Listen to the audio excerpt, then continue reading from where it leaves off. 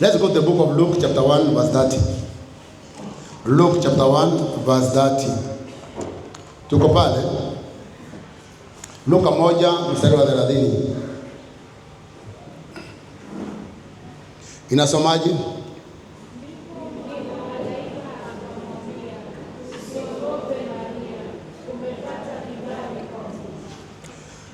Usiogope. Kwa nini usiogope? Nilisikia Mungu akiniambia God's favor ama kibali kwa Mungu. Kibali kwa Bwana asifiwe. Malaika alikuja kwa Mariamu na akaongea maneno mazito, maneno magumu, maneno ambayo hayawezekani kama Mungu haingilii kati. Akamwambia Mariamu, kumepitishwa kule kumepitisha ya kwamba wewe utachukua mimba na utazaa. Jambo hilo likamstua Mariamu sana, kwa sababu sasa hii mbingu imeamua itazaa. Mimi mwenyewe hata mahali hayajatolewa tu, nimechumbiwa. Hii dunia itakuwaje? Na Mungu akiona mawazo yake, akiona wasiwasi wake, akamwambia usiogope, umepata kibali kwa Mungu. Tunapatana? Na nasikia tu Mungu akiniambia niwaambie, kibali cha Mungu kimo juu yetu. God's favor is upon us. God's favor is upon you. Afadhali kanisa tungeelewa kibali cha, unajua hata kule kuokoka umeokoka is a part of the God's favor. Watu wangapi mtaani wanajaribu kuokoka, anakwambia nimeokoka mara 20 nikianguka, hata naona kama mbingu sio sehemu ya maisha yangu, ameacha. Lakini wewe uliokoka mara moja, ukateleza kidogo, lakini ukaanguka na ukasimama na umeokoka vizuri. Si unakumbuka hiyo maneno?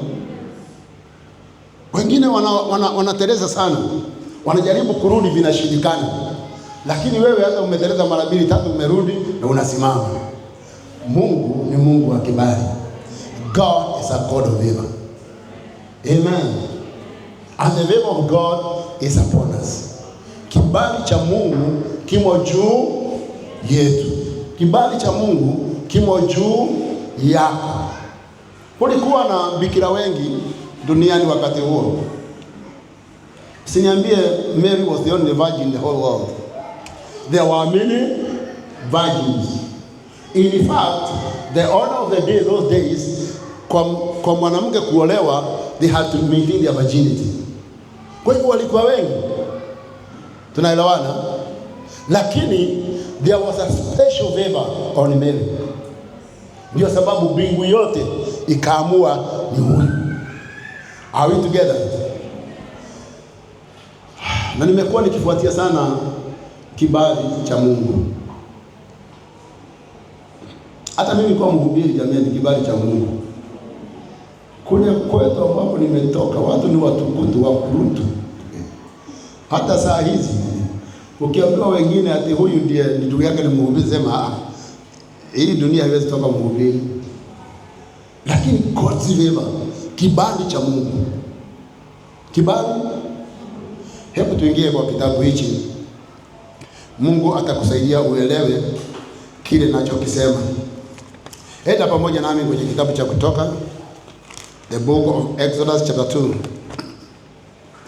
Kutoka chapter 2.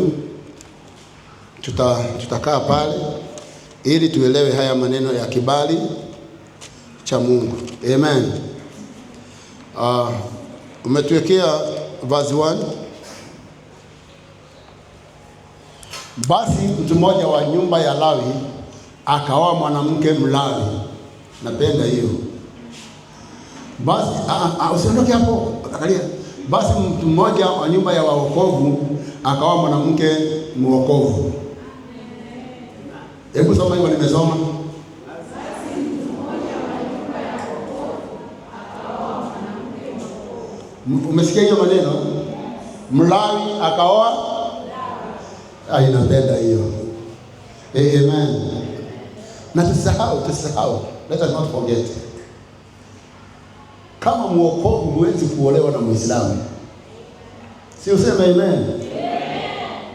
Kama mwokovu huwezi kuolewa na Muislamu. Kama mwokovu huwezi kuoa Muislamu. Hata avae buibui, hata awe namna gani, the fact it's not goes on. Na ukioa ama uolewe, shauri yako. Kule mbele shauri yako. Nimekuwa Mombasa hii, I have got a lot of experience on some areas of life. Tunaelewana? Tunapatana?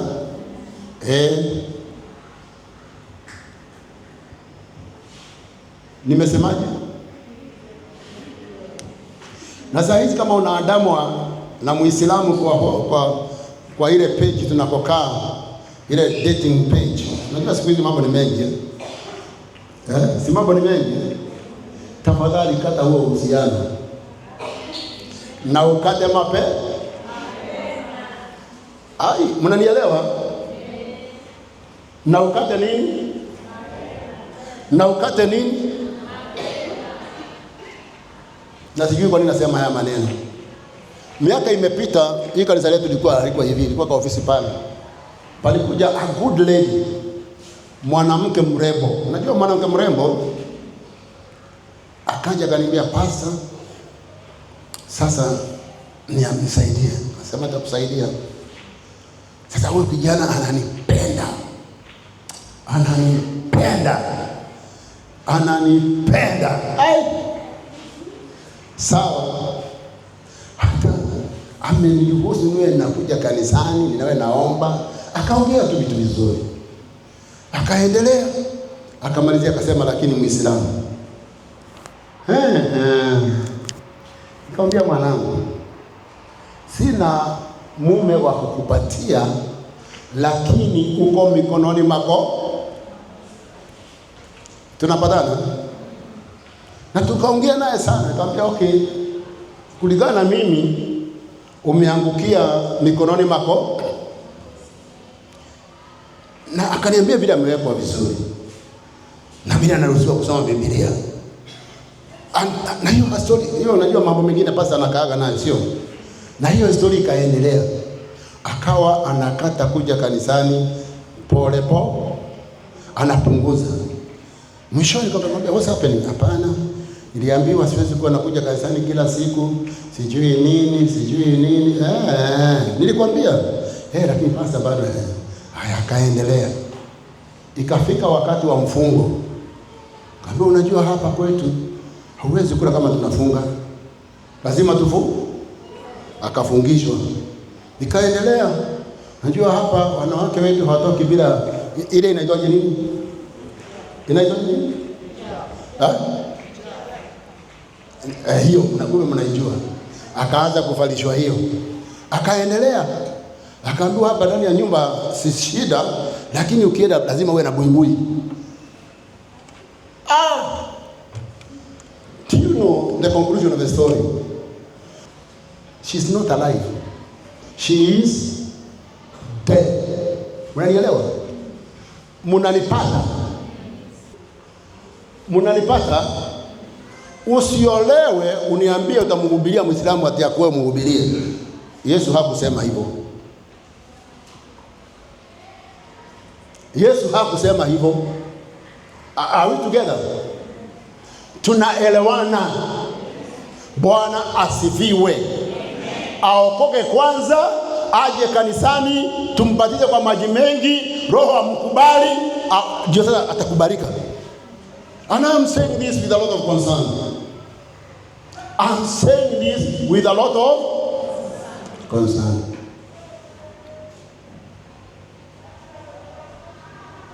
Wana wanaume warembo na wanawake wale. Acha mchezo bwana.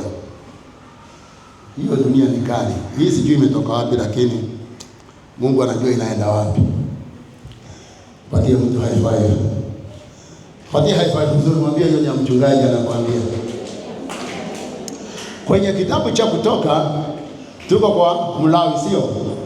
Basi mtu mmoja wa nyumba ya Lawi akaoa mwanamke Mlawi. Haya, tusonge mbele. Mlawi akiwa mwanamke Mlawi, naye mwanamke huyo akapata mimba, akazaa mtoto wa kiume. Alipoona mtoto huyo ni mzuri, akamficha kwa miezi mingapi? Kumbe Mlawi akiolewa na Mlawi wanazaa mtoto mzuri. Amen. Napenda hiyo. Wakati ambako Musa anazaliwa, kulikuwa nyakati za hatari sana katika nchi walikokuwa wanaishi, kwa sababu Farao aliyekuwa mzuri wakati wa Yusufu alikuwa amekufa, na ukaja Farao mbaya. Na Farao mbaya alipokuja akasema, vile Israeli inaongezeka, inaonekana kana kwamba watakuja kututawala, ndio tuwadunishe na tuwakoseshe nguvu, tulenge wanaume.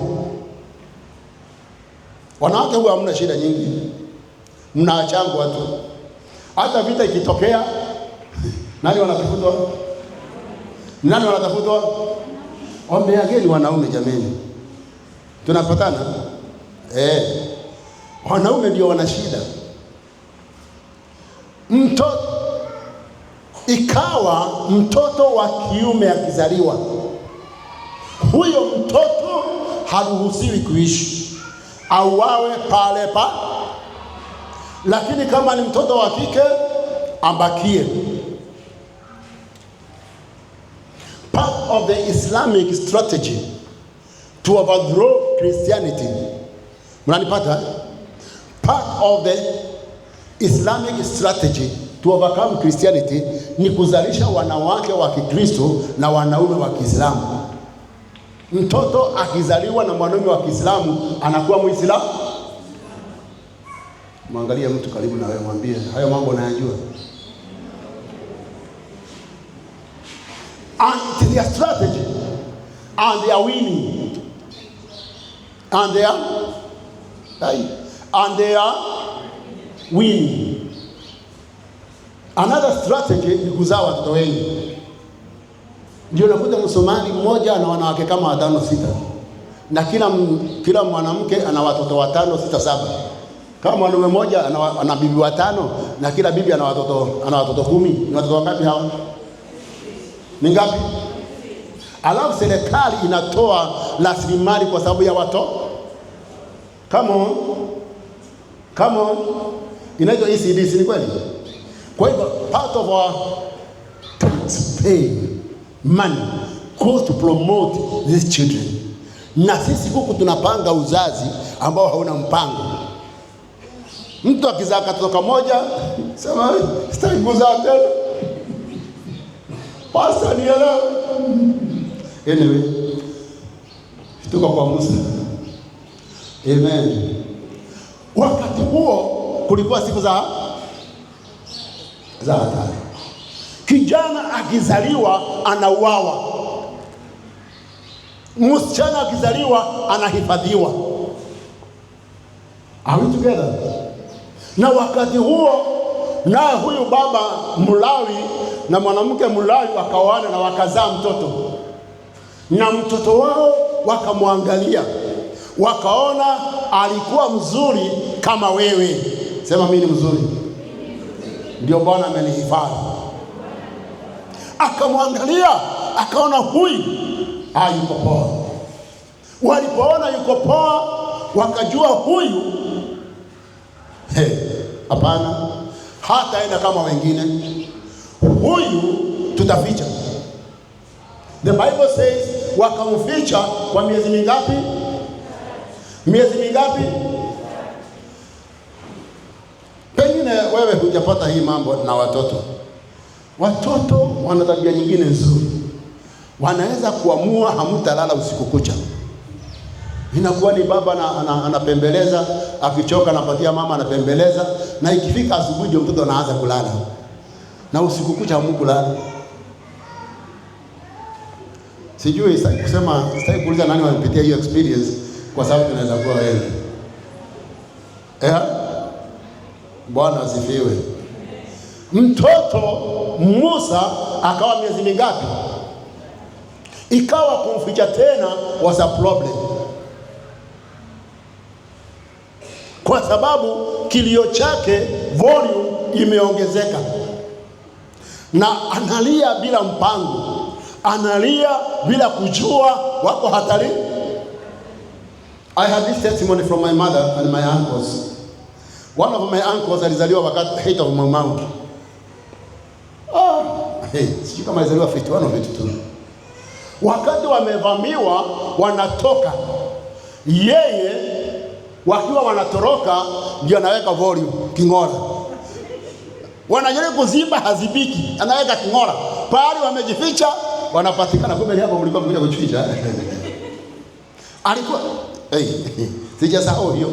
Just imagine, unakimbia kujificha, adui anakufuata na mtoto, there's nothing you can do. Anapiga nini? King'ora. Amen. Musa alizaliwa kama wakati kama huo, wakamhifadhi for 3, mambo yakawa hayawezekani. And the Bible confirms, akatengenezewa kikapu, kikaundwa vizuri, wakakaa wakasema, tumfiche wapi huyu? Tumweke kwa ndani atalia, tumweke mvunguni atalia, tumweke wapi? Kwa sababu shida yake ni kulia, na mtoto ana tabia ya kulia. Sawa? Akiwa njaa analia, akijisaidia analia, joto likiwa nyingi analia, akitaka umpembeleze analia. I still remember the counsel we were given those years. Wakati tusijui kama tulikuwa tumempata mtoto wetu wa kwanza ama ndio tulikuwa tumempata, tukaambia ukitaka mtoto vizuri mtafutie ile coach, ile baby cot. Unajua baby cot Mama akimnyonyesha amlaze pale, na akilia unamwacha alie. Alafu ukijua tu umemnyonyesha ameshiba, mlaze wapi? Kwa cot. Tunaelewana? Kwa sababu mtoto anakuamrisha akiwa wa siku moja siku mbili. Akitaka akae pale analia, ukimweka pale ananyama. Mnaniangalia kama hamjazaa. Si mnajua haya maneno. Bwana asifiwe. Lakini ukimlaza pale akilia mara moja, mara mbili na humchukui, anazoea. Mwambie jirani yako, zaa haraka kufuata haya mashauri. Simwambie zaa haraka ufuate haya mashauri. Mimi nakuelimisha bure bwana. Bwana asifiwe. Na uzae kwa kuolewa ama kwa kuoa, ni sawa? Sasa sema pastor alisema tuzae kwa sababu nimezaa. Hapana. Ni kwa kuoa na kuolewa. The Bible says Musa akatengenezewa kikapu, kikawa kizuri. Hapakuwa mahala salama pa kumweka isipokuwa mtoni. Kule ambako hata akilia haeleweki ni wanani, ambako hata akilia haya basi shauri yake. Akatengenezewa kikapu, akawekwa ndani, alafu akarushwa kwenye kichaka cha mtoni. I'm talking about kibali cha Mungu, God's favor. Amen. And the Bible confirms to us, akiwa kule binti Farao, kumbe huja kuoga upande huo. Unajua, sometimes we say what you go wrong, you surely go. Ni kweli si kweli? Kuna wakati kitu ambacho kinakoseka, ukijaribu kutengeneza ni kama unakosea zaidi. And what you go right, you surely go right. Musa akawa amewekwa huku. Sijui alikuwa amekaa siku ngapi katika hali hizi. Sijui. Lakini Biblia inasema maneno pale, tuyasome pale. Uko hapo? Verse 3, 4 to 5. Tuelekeze, tuendelee tukisoma zote.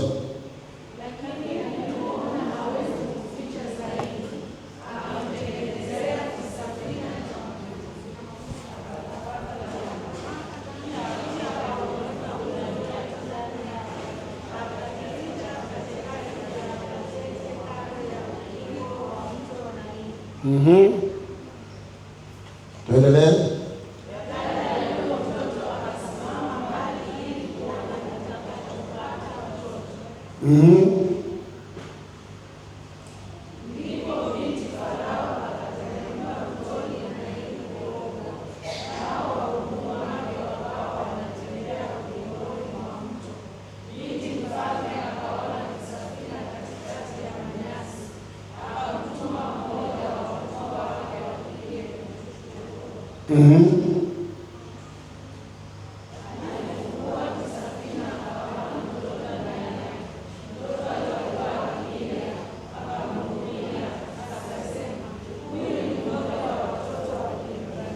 Bwana asifiwe. Mtoto alikuwa kumbe hakajaja kulia, bado kanalia. Kisafina kimetengenezwa. Musa amepelekwa kule. Dadake ameambiwa kaa, angalia what's happening. Angalau akiuawa tujue amekufa. Maji akiwa mengi apelekwe na maji, tujameenda na maji.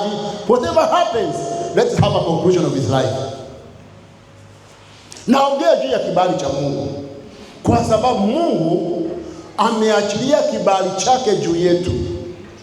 Tuta experience God favor in a very special way. Mpendwa, God talk to me about his favor. Utapitishiwa kibali cha Mungu, utaamini. Mtoto akawekwa, mtoto analia, and who comes? Binti Farao. Amen. Na ona Miriam akiangalia akasema, sasa si afadhali kungekuja mwingine? Sasa huyu binti Farao, mambo ni concluded, kwa sababu people with authority wakiamua mambo huwa yameamuri. Binti Farao akiamua there's no appeal. Are we together? Na binti Farao akaja akaona kijisafina, akasema kiangalieni. Wakaangalia ndani wakakuta kijitoto. Amen. Ambacho pia unajua Moses is not a Hebrew name, it's an Egyptian name. Tunaelewana? Akapata kitoto pale ndani na kinalia.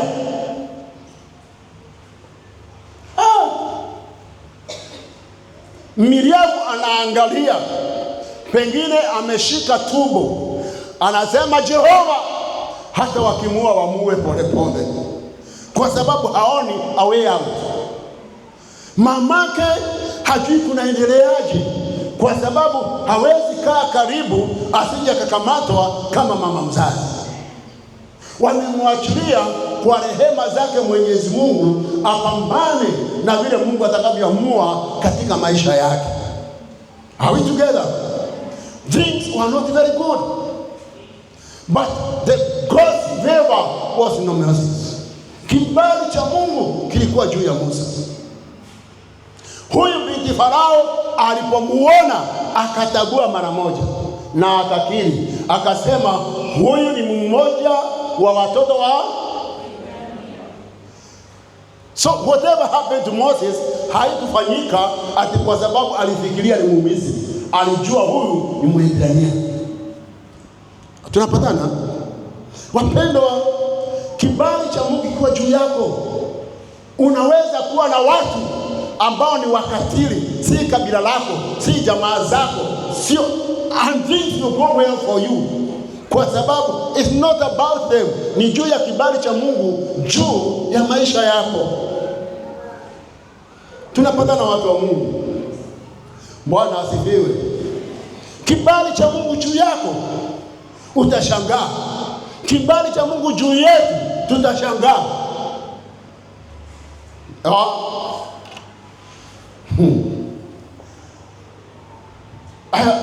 Nakumbuka few instances when I have witnessed the favor of God.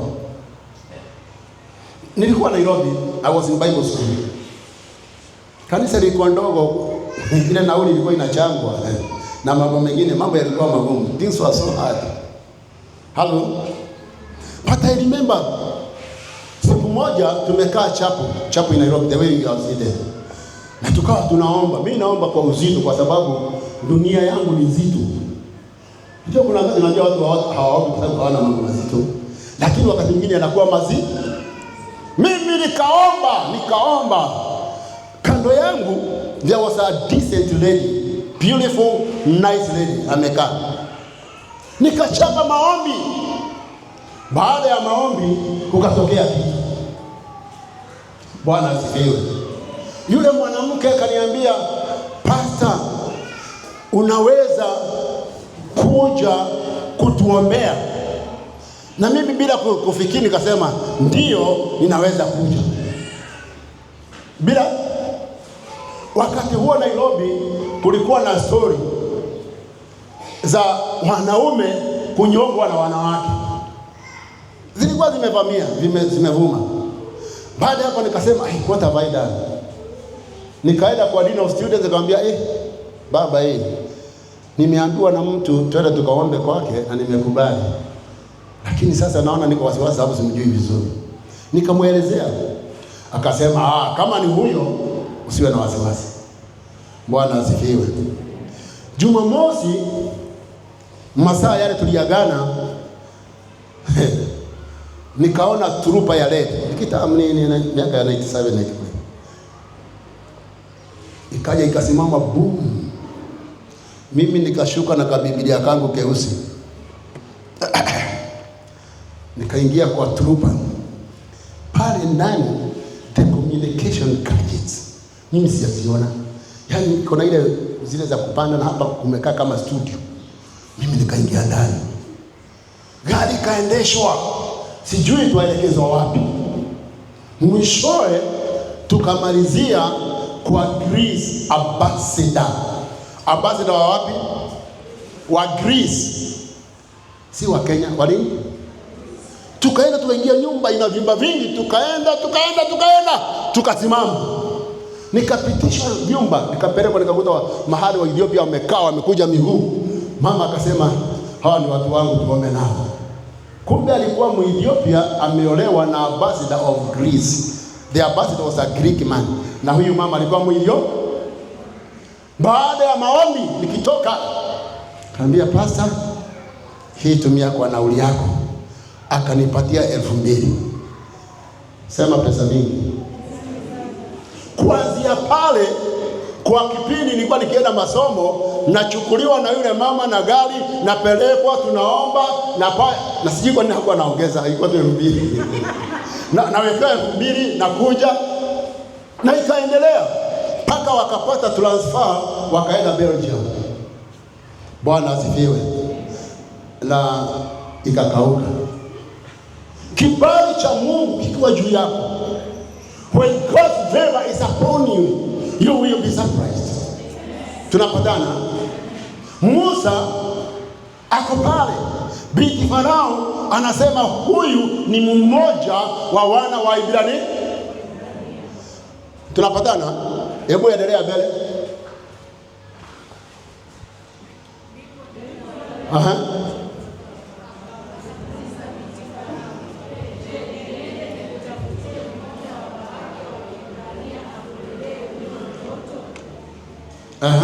Endelea.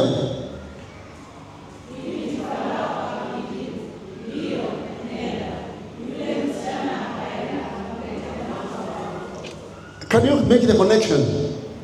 Dadake anasema nikuitie mtu akutunzie huyu mtoto. Jambo la haraka ni kwamba binti Farao akisema hapana, kwa sababu hataki aletewe Muibrania atuze mtoto Muibrania. Are we getting it? Lakini kwa sababu the favor of God is upon Moses, kwa sababu kibali cha Mungu kimo juu ya Musa, Biblia inasema ya kwamba akaambiwa nenda, nenda. Akaenda akamuita mama yake mtoto. Come on church. When God's favor is upon you, utapata connection zingine ambazo hazieleweki zinakuja namna gani. You don't have to corrupt, you don't have to bribe.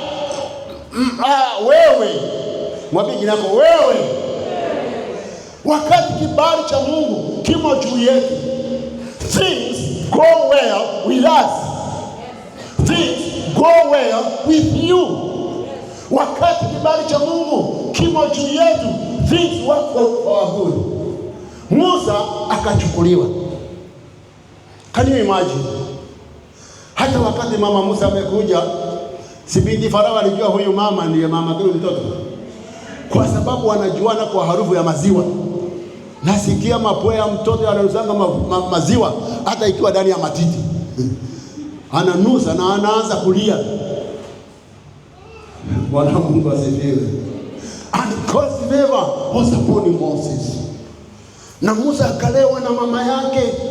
And that's why ukifuata Musa katika safari yake na Mungu, alikuwa hasahau kusema Mungu kibali chako, Mungu enenda nasi, Mungu you are viva.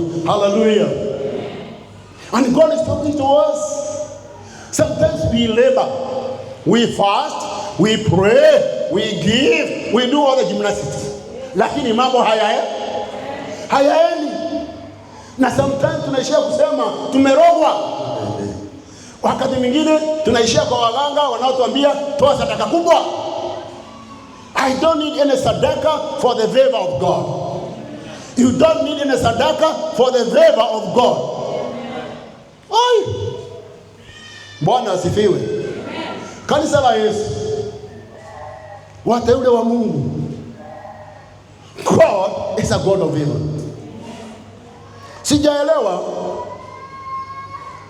Sijaelewa mpaka wale nimejaribu kutafuta kuelewa, sijaelewa. Mama mmoja alikuwa na miba, na miba hiyo ilikuwa na mapacha. Si mnamjua? Na hawa mapacha wakasubua huyu mama. Mnakumbuka hiyo mambo? Na huyu mama akaenda mbele za Mungu akaomba. Akaambiwa, ndani ya tumbo yako kuna mataifa wangapi? Kuna mkubwa na mdogo. Na huyu mkubwa atatumikia yule mdogo. Kukazaliwa Yakobo na Esau. What sin did Esau do akiwa ndani ya tumbo ya mama? What good did Jacob do akiwa ndani ya tumbo ya mama? But the Bible tells me Jacob had God's favor on his head. Na ndio sababu hata kama mjomba wake alijaribu kumwangamiza, the boy would not be destroyed. Whatever problem he went through with the favor of God, hangeweza kuangamia. Wakati kibali cha Mungu kimo ndani juu yako, mpendwa, utapenyesha maeneo magumu, utakutana na watu katili, lakini utapenya tu kwa sababu ni kibali cha Mungu. Naona mwaka ambako utapenya. Naona mwaka ambao utapenya, because the favor of God is upon us. Amen. Tutapenya wapendwa. Sio kwa sababu ya mtu, hapana. Ni kwa sababu ya kibali cha Mungu. God's favor. Anyway, niliondoka kwetu nyumbani nilikuwa na miaka 12. Kaenda kuishi na relatives. I've never gone back home. Mimi sasa ni mzee wa miaka mingi. Nimeishi mikononi mwa watu ambao nimekuwa na favor mbele yao.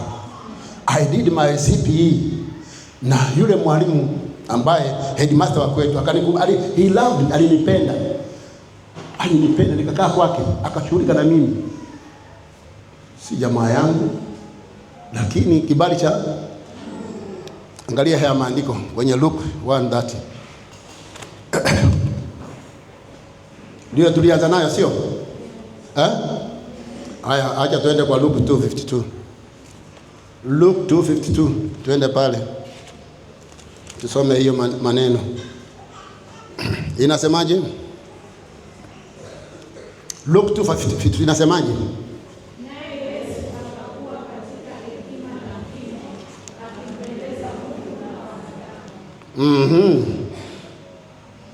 Amen. And Jesus increased in wisdom as teacher and in favor with God and man. Amen. Kibali cha Mungu anakisukuma pia, unakuwa na kibali juu ya wanadamu. Come on church, come on. Bwana asifiwe. Pengine hujui, acha nikwambie. Amen. Tulikaa Sosale Farm, ni Mzabaraoni on this side. Kuna factory kubwa siku hizi inaitwa Mzuri Sweets. Mnaiona hiyo? Hiyo shamba ilikuwa eka 12 ya Solomon na Nampi. Halo? Tulikuwa tumepangisha nyumba pale tukae. And then I quit my work. Nyumba tulikuwa tunalipa 3,000. Si nimeacha kazi. Mambo yamekuwa tight. Solomon akatuambia anauza shamba. Ambia sawa tu. Aliyeuziwa shamba alikuwa Muislamu wa Kibokoni. Na mjua tu kwa jina Muhammad. That man came. Akatupata pale na mke wangu. Hawa watoto walikuwa wandogo, hawajui ya kula na ya kutupa. Akatuangalia akasema, Pastor, I understand you are paying something small. Kwake 3,000 something. Sasa nataka hiyo usinipatie, niangalilie hii shamba.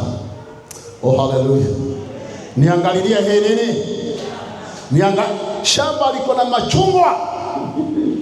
Wakati wajua michungwa imekauka hakuna kitu. Sisi tukaachwa kuangalia nini? Shamba. Tukaangalia shamba. Tukaliangalia shamba. Jamaa wa watu haji kwa sababu amemwacha mchungaji, anamwamini haji. Tukaendelea. Ikafika wakati wa mvua, michungwa ikanyeshewa, ikazaa machungwa, tukaendelea.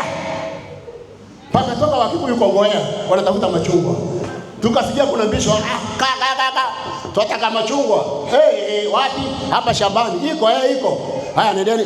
Pesa ngapi? Shilingi 1. Haya nendeni. Wakakata machungwa 7,000. Sema 7,000. Tukaletewa shilingi 1 nyingine 7,000. Tukawaambia mwende mkihitaji muje. Oh hallelujah. Sema kibali cha Mungu. Sema kibali cha Mungu. Wale jamaa wakaenda wakakaa. After long 1 month whatever time it was. Wakaja tena. Sasa tumejuana kidogo. Nendeni mkate. Wakakata 14,000 oranges. Nikapata 14,000. Nikasema asante Yesu. Oh hallelujah.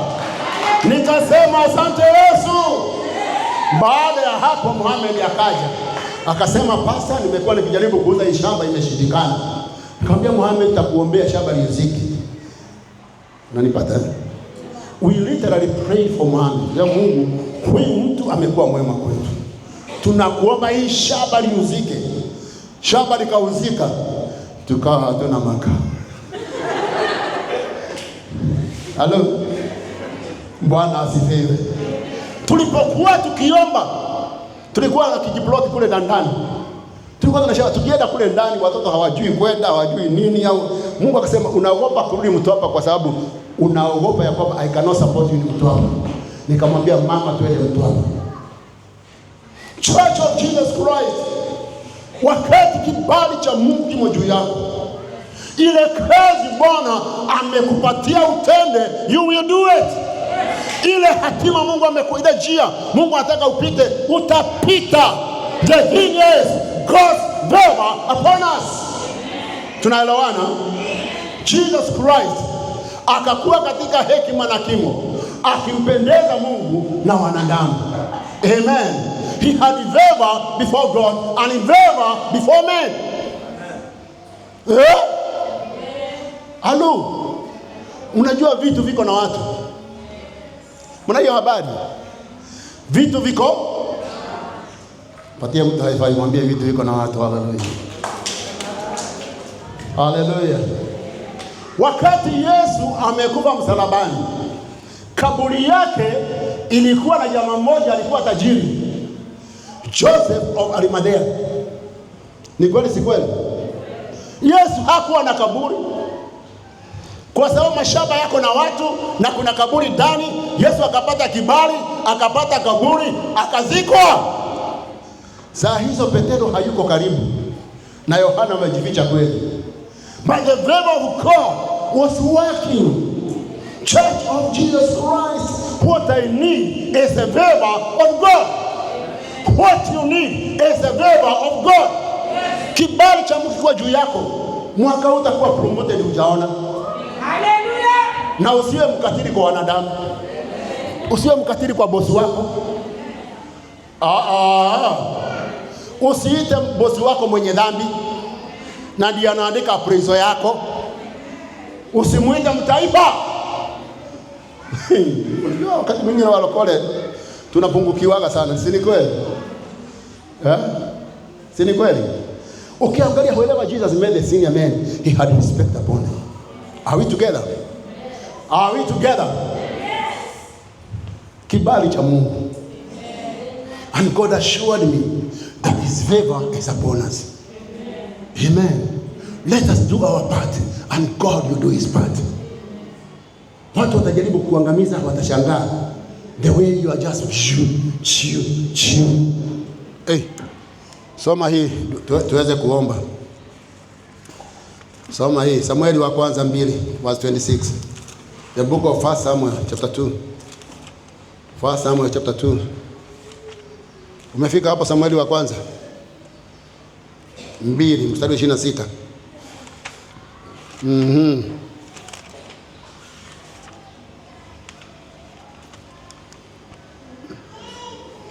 Anasemaje?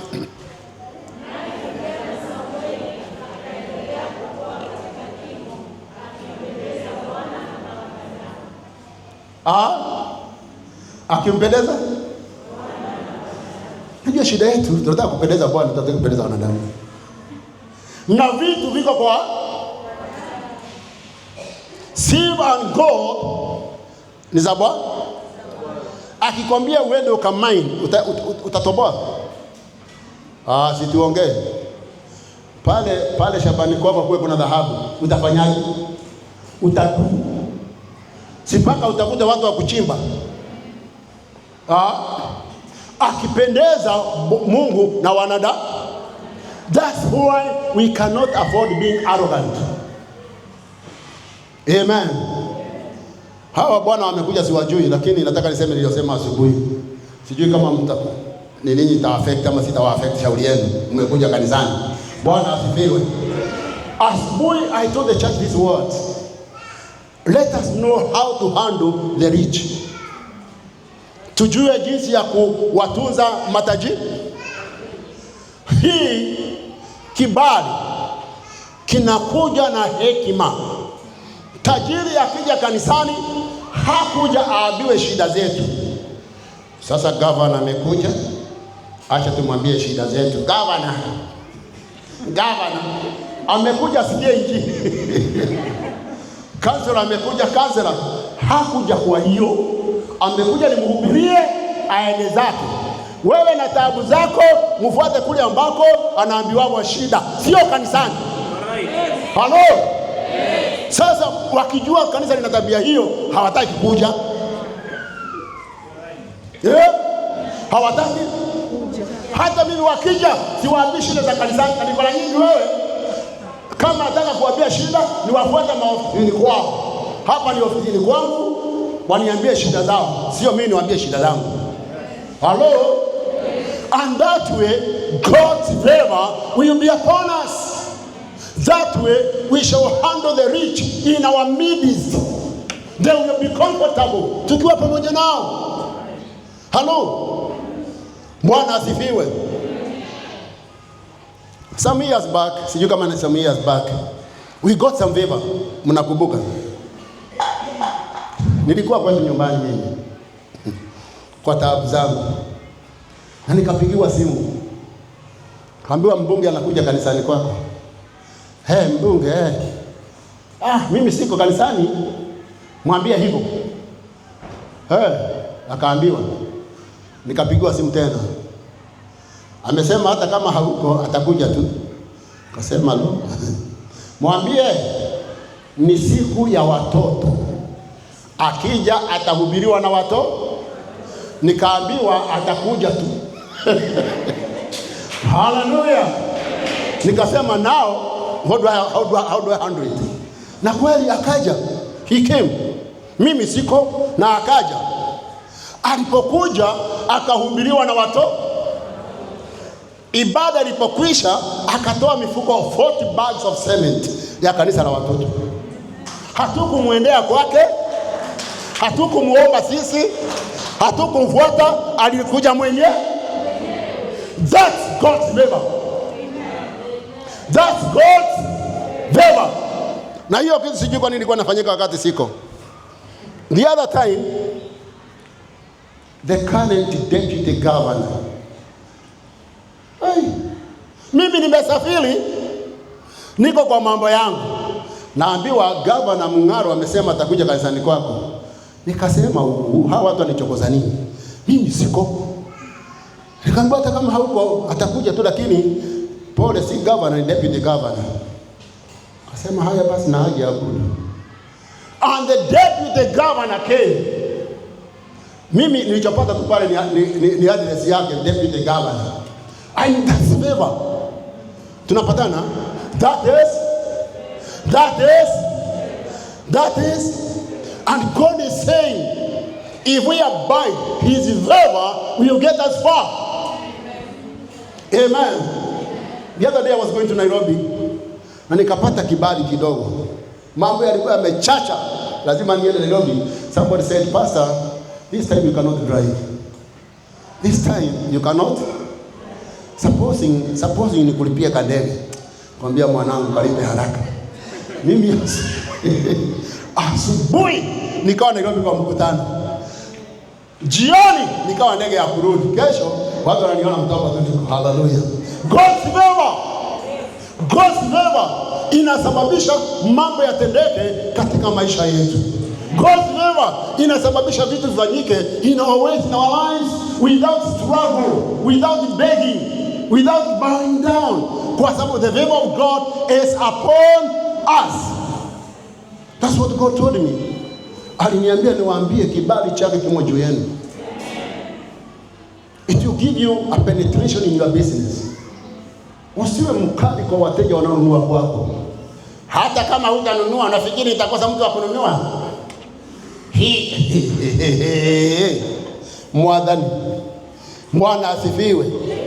Hata ukienda some language haitoki kwa mtu ambaye ana kibali. Lugha zingine hazitoki. Unafikiri hapa nimefungua kwa mapeni yako. Jamani, si Mungu atuokoe dimi zetu. Tuongee kama watu walio na nini? Na neema. Yesu alikuwa na neema. Alikuwa akiongea na kwa neema. Amen. Sisi tusimameni tuongee na Mungu. Hallelujah. Oh God, we thank you. Hii kazi ya Mungu hatuiwezi kama si kibali cha Mungu.